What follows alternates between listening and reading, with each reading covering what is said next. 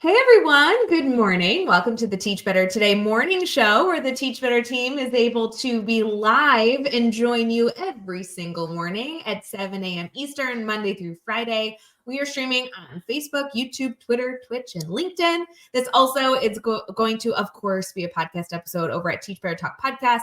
So if you have not subscribed to our YouTube channel, or subscribe to the podcast, you're missing out. Make sure that you don't miss any of the episodes going on Teach Better Today. We have an amazing guest with us that I'm so excited to introduce to all of you. Another friendly face to add to your network. So we'll be right back.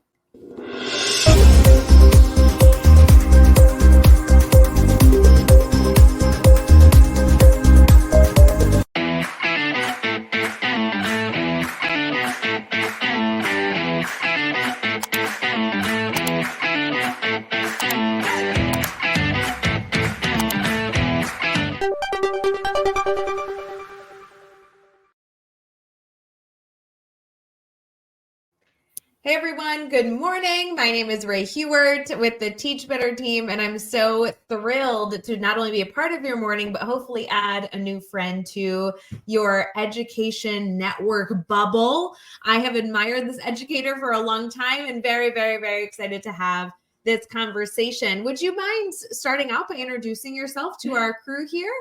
Sure. My name is Cami Cannikins, and I often join in with Teach Better Mastermind group in the morning. And so that's kind of probably our connection. I am from Alberta, Canada. In fact, I'm right in the bottom corner. It's right near the province of Saskatchewan, which some people like to make fun of because it has such a funny name. It's right above Montana. That often helps people out. And so in the school district that I work at, I'm a district instructional coach. And so we have a very geographically large area. In fact, if we were an American state, we would be the 43rd largest, bigger landmass than Hawaii, for example. We're kind of right above there. So in my job, I spend a lot of time driving to schools and working with schools. So I get to work with schools and teachers. I do a lot around technology. But because we're a small district, it's kind of like I do everything. I'm the everything girl. So I really love that position. Cami, I'm so glad that you were able to join us because I have gotten to learn with you at the admin mastermind, but that's not a recorded Zoom call, right? That's a weekly Tuesday get together. Leaders from all over the world come and join the conversation. It's a free group, by the way. So when we're listening, if you have any sort of leadership title, like a principal or a coach or a director of some sort, you're all welcome. But it's so interesting because that is a group that changes every day. Somebody else joins. There's kind of like a fluidity in the people. If it fits into your schedule, you're able to pop in. And if you're busy and you got to miss a week, that's okay too. But Cami, it's been so nice having you in on those discussions, lending your insight and being able to collaborate with that group. What's been your experience thus far? Well, it's been, I was trying to think how long I've been connected and it might be since before COVID. But it's kind of, you come and then it didn't work for a while and there used to be 2 times and now there's only 1 time. And so that time for me, I usually am often just a listener because it's that time in the morning when I'm either driving or, getting ready for work and heading out. And so I just often have my camera off. This morning I was out walking and it was still dark out. So I often am a listener, and sometimes if it works out, I pop in. But those conversations have been just so interesting.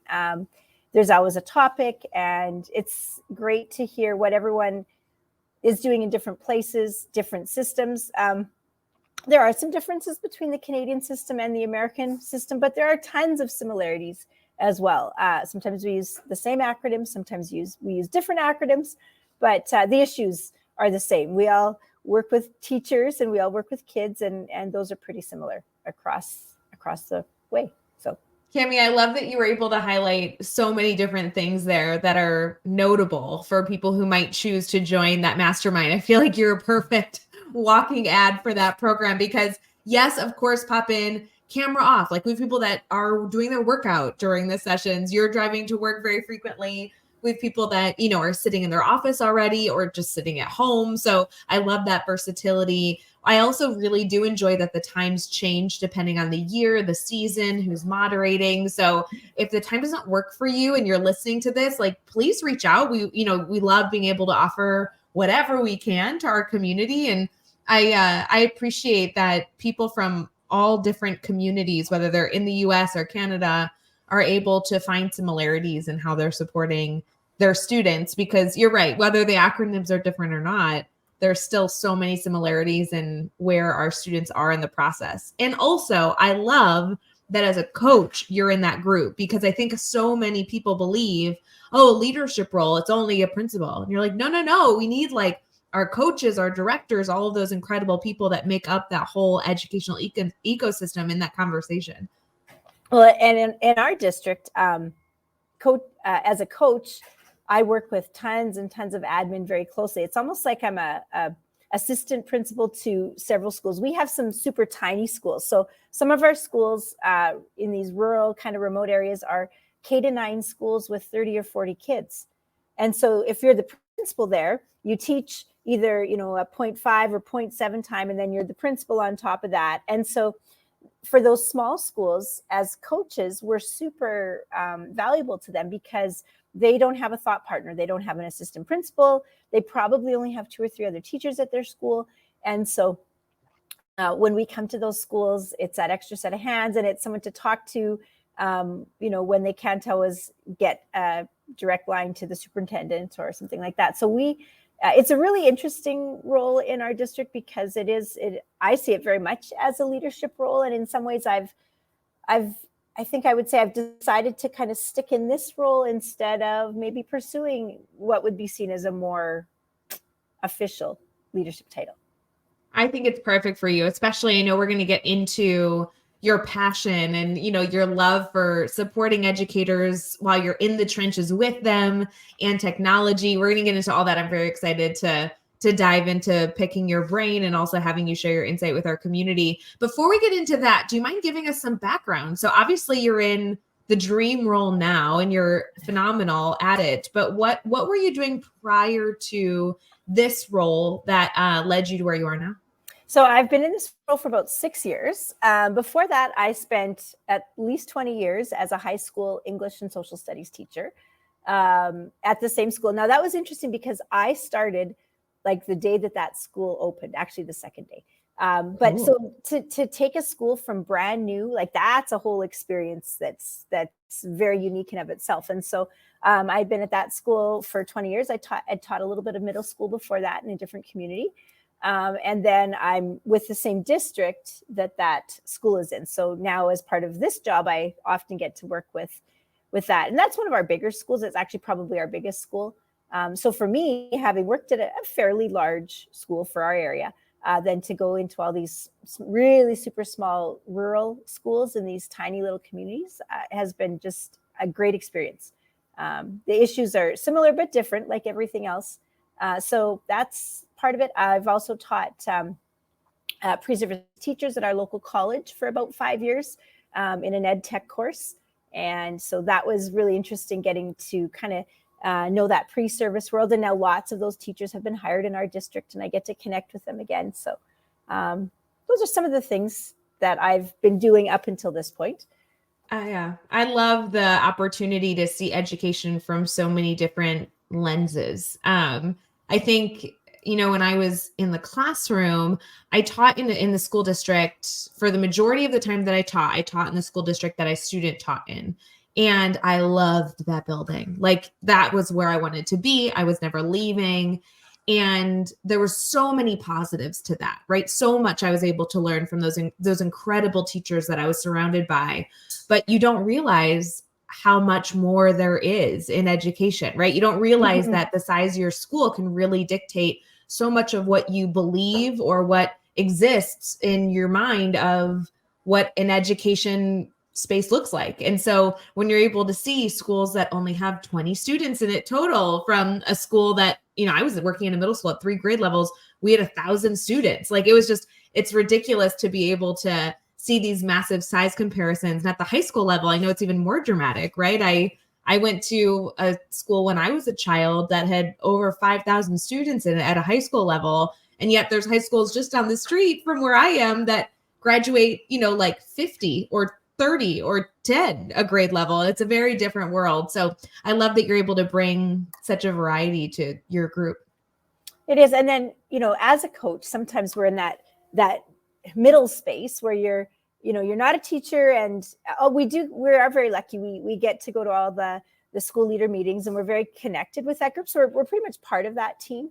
But we're still, as coaches, coaching's somewhat new in our district. When I took this job, we were the first coaches. So, we kind of made things up as we went along. And even in 5 or 6 years, coaching has become much more established overall. But one of the things that I really worked on was like, it felt like, okay, this is not an isolating job, but you work with everybody, but almost nobody, right? If that makes sense. Yes, and so completely. One of the things that's been really great for me and grown me a lot as an educator is becoming part of more broad PLNs. So I'm an ISTE community leader. And so, that we're connected to people all over the globe, and the connections that I have there are just with these fantastic educators and leaders. I'm a Google certified coach and trainer. And so that's a huge, a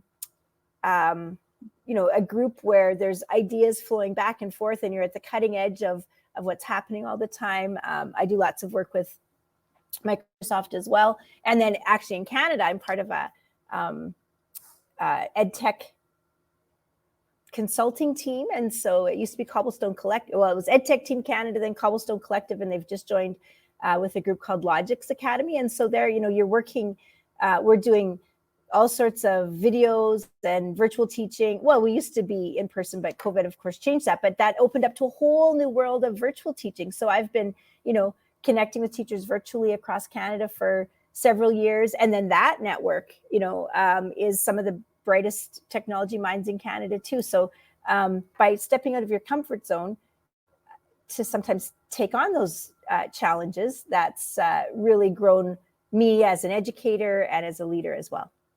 I love that as our first challenge for the morning, as we kind of get into this conversation, is having everyone do a little audit of their network, of their bubble. Are you surrounding yourself with educators from diverse backgrounds from all over the world to be able to lend you insight to being better each and every day? That's a great, great, great reminder. And Cami, you're a part of groups that are recognized worldwide for the great, great things happening. So you are definitely a very connected educator. We're going to transition here into our team talk, where Cami, we are going to hear more about what you are so passionate about that you want to leave our network thinking about as they head into their day. So we'll be right back.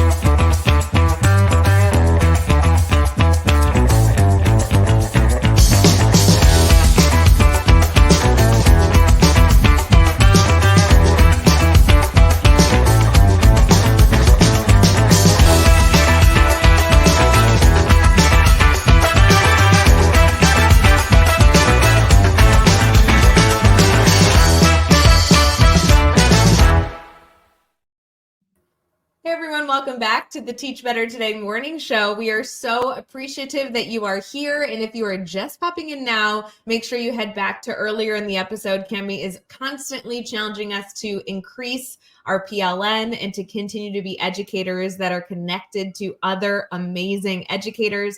Cami, in this part of our show, we typically love to challenge our guests to share their soapbox passion, right? If you had one thing that you wanted to make sure was emphasized as educators head into their day, this is something you want them to either consider or choose to be a learner in and improve in some way. What are you so passionate about that we can discuss for this morning's dialogue?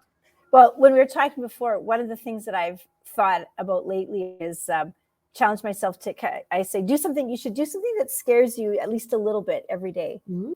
And, growing as an educator, as a person that's, has lots of connections elsewhere, you have to kind of say, oh, I'm not sure if that's me, right? That whole imposter syndrome, like, should I be on the Teach Better Today show? I'm not so sure. Well, let's just, see what happens. And those kinds of things, right? So, taking those little steps out of your comfort zone. And then when I swing that back to our school district, one of the issues that I really wonder about, I guess, is I don't have any answers, is how do we sustain innovation? How do we sustain the neat things that are happening in our schools or in our communities? Because what often happens is we get a project or this great thing that is happening and the wheels are going, and then that educator leaves the space. And so when we lose the champion from a really good program, how do we sustain what's happening?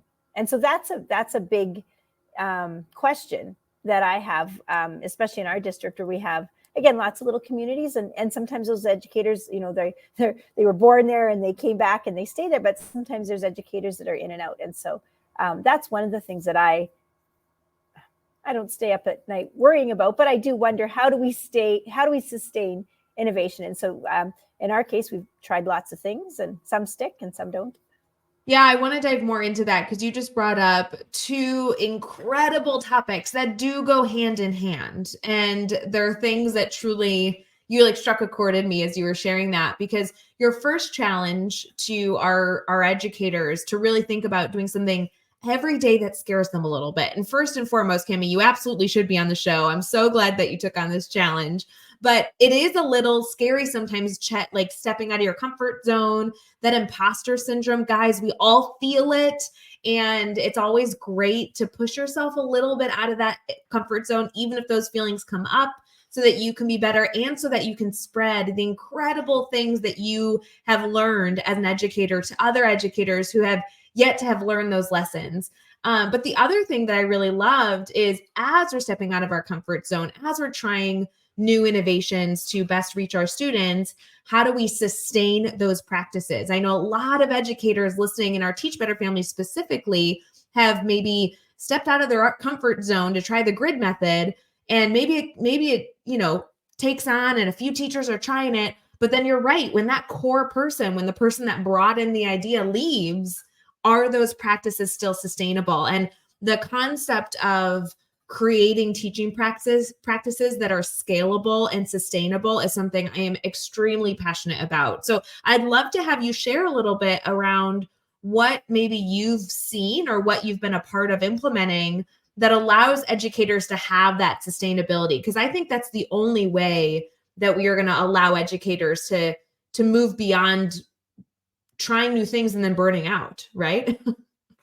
For sure. So one of the things in our district that we've done, we have these fairly new things called Prairie Rose Possibilities. So during COVID, our district spends a ton of money on busing. Like the school bus costs are astronomical. So during COVID, we didn't have those costs. And so we actually had a pocket of money that it's like, okay, well, we could use this. And so we have, at that point, we had a little competition for some, we call them Prairie Rose Possibilities. And so those were those things that a school or a teacher could apply for, a little pocket of money to do the thing that they've always wanted to do, but there was never funding for. And so we have probably about a dozen or more of those projects across our districts. And because we're very rural, lots of them involve like horses or rodeo. Some of them are greenhouses, gardening, farming, like kind of in that farming zone, but some are like fine arts and some are about STEM programs. So they're really, really varied. But then what do you do? Like, how do we keep that alive? So one of the things that I did as a coach is I started a little podcast, Prairie Rose Possibilities podcast. And so all that does is they're super short episodes, like, 3 to 8 minutes. But I go in, I talk to either the teacher leader, sometimes students even. And what it does is it keeps that conversation in the forefront.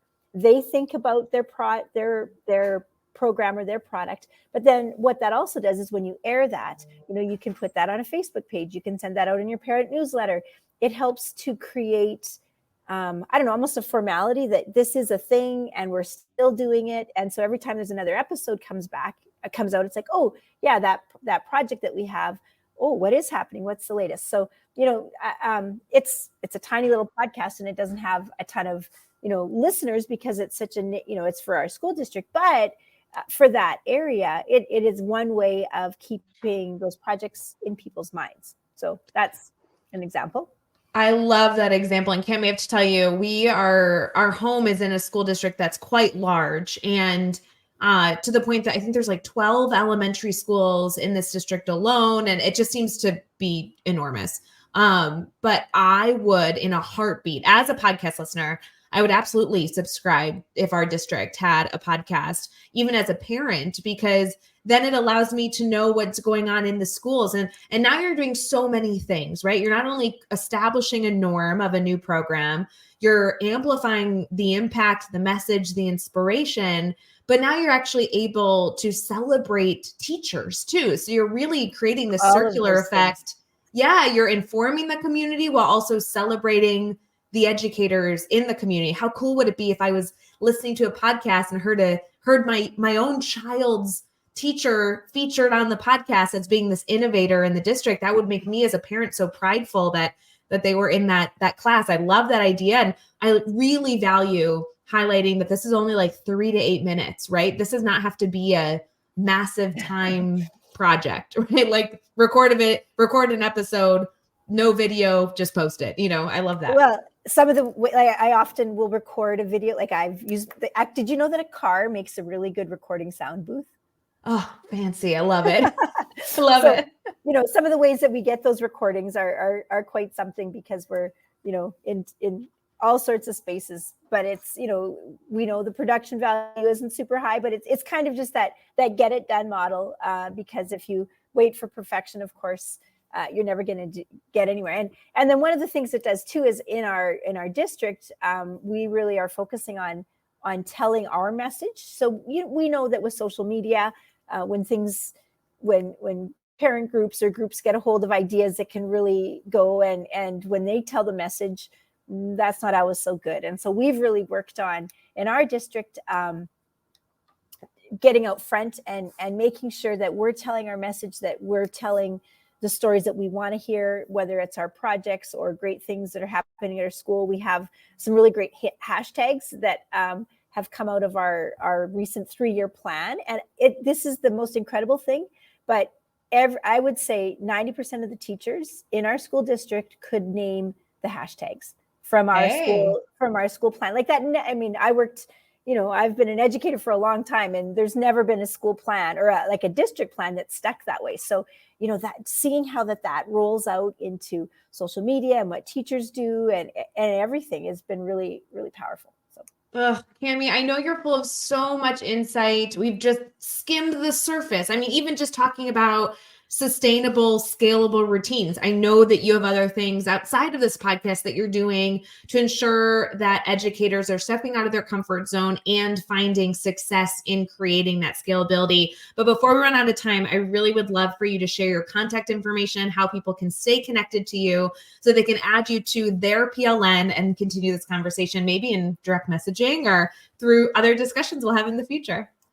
Sure. So at Mrs. Cannikins is my name on Twitter and I think Facebook and most of the spaces. I have a little blog, bit.ly/KANN blog is how to get there. So those are some of the places. I do lots of videos on YouTube. So again, if you look at, there's not a lot of Cannikins in the world. So if you look up Cami Cannikins on YouTube, I've got lots of content there that I produce, again, to kind of make scalable content for our school district. It's so good. And I love your last name. You're right. Like your name first to last is just so catchy. I feel like it's so fabulous. Get this. My middle name is Candace. No, it's not. True story. So you have the all-time best name. That I'm giving you the award. It's done. I'm quite illiterate, right? Or I'm quite an alliteration, yes. There you go. I love it. Friends, if you are having any problems connecting with Cami, just reach out to me or anyone on the Teach Better team. We are very connected to Cami. We love to celebrate the work she's doing. She's definitely somebody that you should connect with on social and continue this conversation, especially if you're an educational leader. Come collaborate on a weekly basis with Cami over at teachbetter.com/mastermind. It's a free group. It's a Zoom call. It's not recorded. Joshua Stamper is usually there. Katie Miglin's usually there. And I enjoy the conversation. You might actually see Cami too. She'll just be in her car driving to work. So Cami, thank you again for being a part of this episode. I know there's going to be so many good takeaways from this, and the conversation will only continue. And for everyone else, have an amazing, amazing rest of your day as you head into an incredible day impacting students. Bye, friends. Hey, Teach Better community. Thank you so much for joining the Teach Better Today morning show every single weekday at 7 a.m. Eastern. We have so many resources for you outside of this live stream at teachbetter.com, including blogs, podcasts, and professional development that will bring our team to your school. Wherever you are listening from this morning, please make sure you are sharing and celebrating the incredible educators in this world. And hey, if you are listening over on a podcast to Teach Better Talk, we would love a 5-star review. The comments are always so entertaining. We'll see you tomorrow.